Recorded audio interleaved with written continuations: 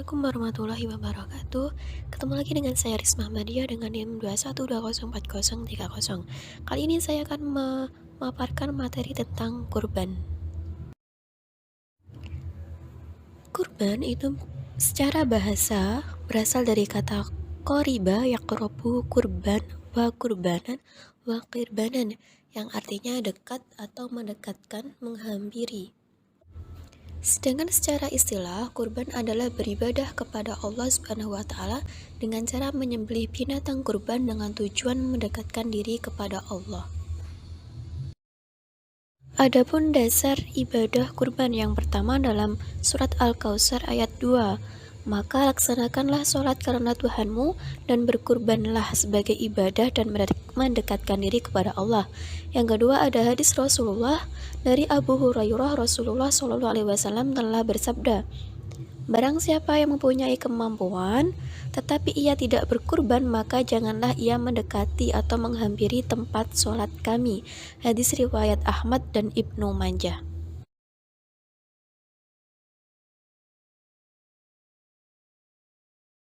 Adapun ketentuan ibadah kurban, yang pertama hukum kurban itu dibagi menjadi dua.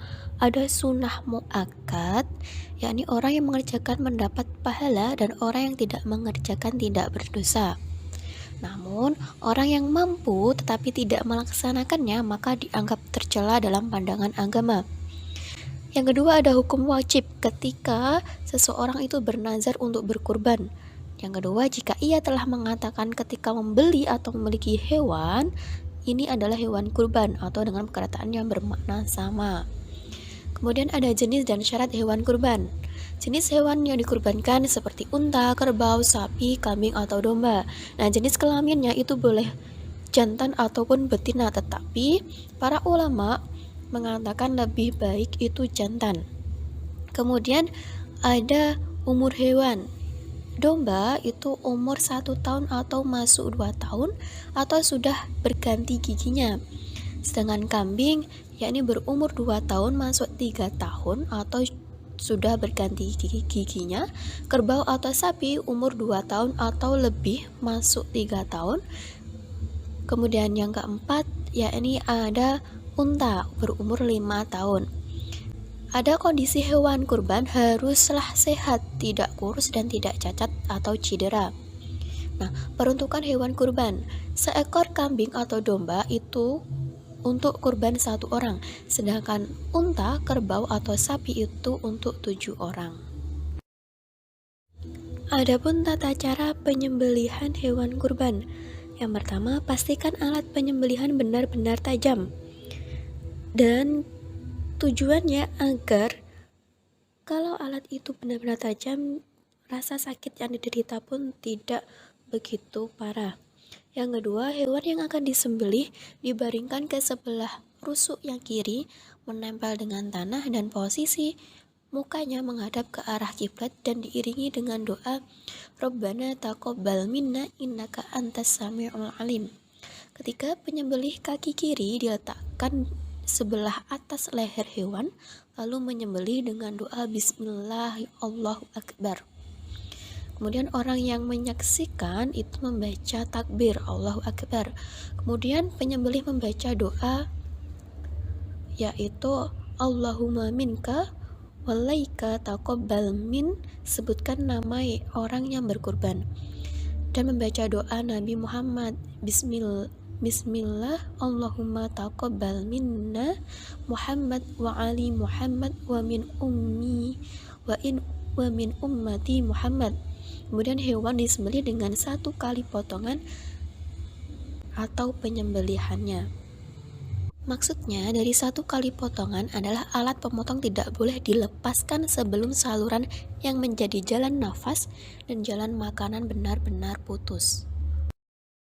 Adapun sunnah-sunnah dalam penyembelihan, yang pertama membaca basmalah, membaca sholawat Nabi, membaca takbir. Orang yang berkurban memotong sendiri, kaki kiri ditumpangkan di leher hewan kurban, dan saat menyembelih menghadapkan ke kiblat dan membaca doa Nabi Muhammad, yakni Bismillah Allahumma taqabbal min Muhammad wa ali Muhammad wa min ummati Muhammad. Materi selanjutnya ini pembagian daging kurban. Apabila kurbannya wajib atau bernazar, maka pembagiannya seluruh daging wajib disedekahkan semua orang. Haram atas orang yang berkurban memakan daging tersebut. Dan apabila terlanjur dimakan, maka wajib mengganti sejumlah daging yang dimakan itu, tetapi tidak wajib menyembelih kurban lain. Nah, apabila kurbannya karena sunnah, ada 3 bagian. Yang pertama, sepertiga dari daging kurban untuk yang berkurban dan keluarga, sepertiga lagi daging kurban dibagi pada fakir miskin, dan sepertiganya lagi disimpan untuk orang yang membutuhkan.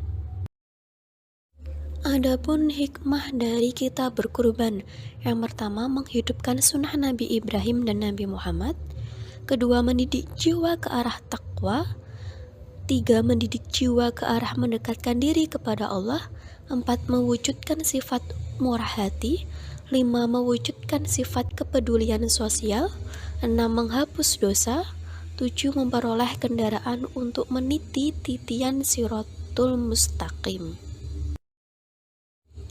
Nah, itu tadi pemaparan materi kurban dari saya.